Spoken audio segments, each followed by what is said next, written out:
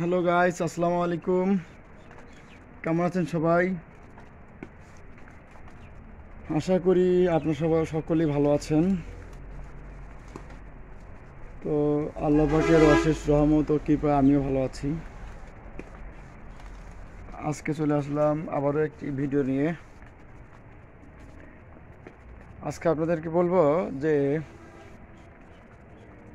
আপনার জীবনকে স্বাচ্ছন্দ্যবোধ নিয়ে আসতে অথবা কিছু করতে আপনাকে অবশ্যই আপনার জীবনকে পরিবর্তন করতে হবে, এবং আপনার নিজের জীবনকে পরিবর্তন করতে হলে আপনার হলো যে জিনিসটা করা প্রয়োজন সেটা হচ্ছে আপনার চিন্তা ভাবনা এবং আপনার হলো সুন্দর মুহূর্ত।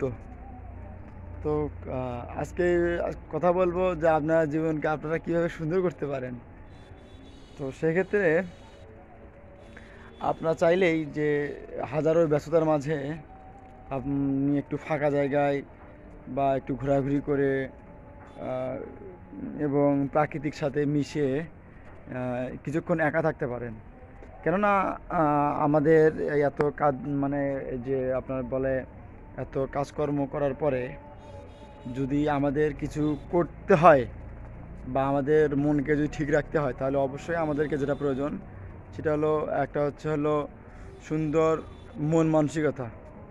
এই মন মানসিকতার জন্য কিন্তু আমরা আমার কাজকে বা কাজ করতে মানে আগ্রহী হই বা আগ্রহ পাই। সেক্ষেত্রে আমি বলবো